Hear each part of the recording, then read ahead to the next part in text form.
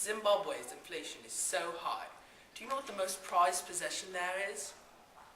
A wheelbarrow. Why? So you can carry the loads of cash you need to buy a frickin' loaf of bread. July 30th, and with the stroke of a pen, there were no more trillionaires, quadrillionaires or quintillionaires in Zimbabwe. This followed the slashing of 10 zeros from the Zimbabwean currency by the central bank. The redenomination of the currency meant that $1 trillion turned into just $100, $100 billion into $10, and $10 billion into just $1. The move was aimed at curbing hyperinflation, but it appears it has had no effect on the economic disaster in the once prosperous Southern African country. The rate of inflation continues to skyrocket. The Central Statistics Office in Harare puts the inflation rate at 11.2 million%, the highest in the world. Experts believe it could be much higher. But just what does an 11.2 million% rate of inflation mean? In Harare, they call it the hour economy. Prices of goods change by the hour.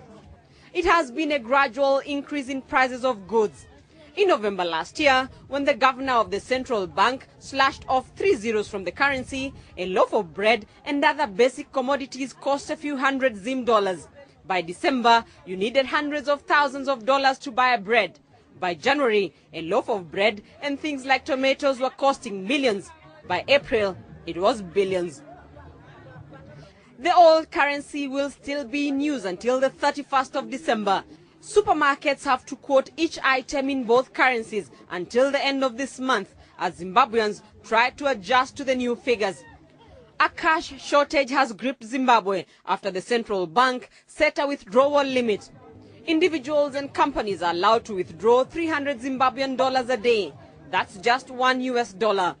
For now, Zimbabweans are welcoming the convenience that comes with dealing with smaller notes and figures as they peg their hopes for economic recovery on talks between the ruling ZANU-PF and the opposition movement for democratic change.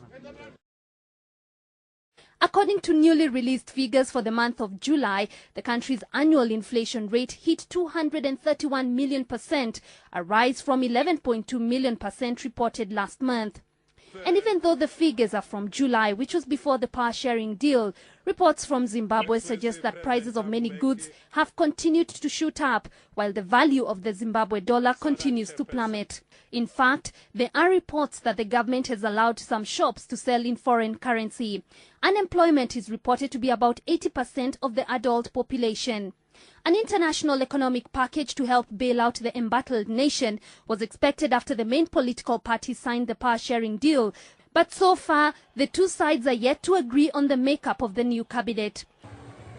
Critics of Mugabe say he triggered the economic crisis when he began seizing white-owned farms for land redistribution ahead of parliamentary elections in 2000. But Mugabe blames Western sanctions, which target him and his chief supporters, for wrecking Zimbabwe's economy. Jane Keo, NTV. Doug, how would you describe your inflation? Well, our inflation's kind of like a balloon. It just keeps getting bigger and bigger. But it never pops. What did you think of Zimbabwe? You know, dog, I just couldn't get into it. I wasn't feeling the vibe. Don't be tripping, fool. Bro, that was amazing. It was truly the best performance I've seen tonight. Bravo. Deja vu. Do you do that for like everything? I'm serious. Everything is always, oh yeah, I loved it. Everybody look at me. Yeah. Zimbabwe sucks. Don't even go there. I don't care if you get the tickets for free. Ever. Ever. We're going to be talking about Djibouti. No, really, we are. But now, Djibouti is a very fine, upstanding, exotic That's what she said. country. And it all started going wrong.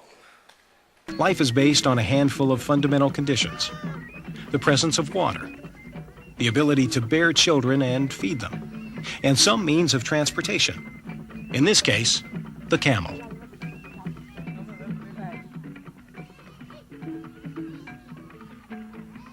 The ownership of animals, goats or camels, is the measure of a person's wealth.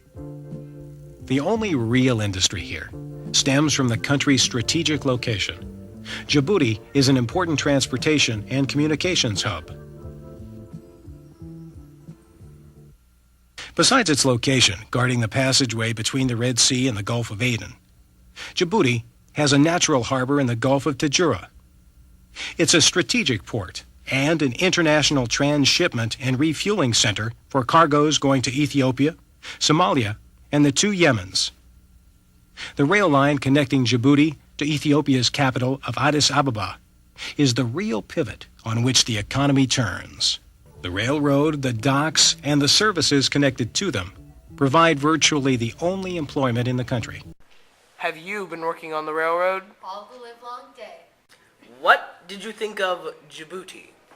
Word. Bravo.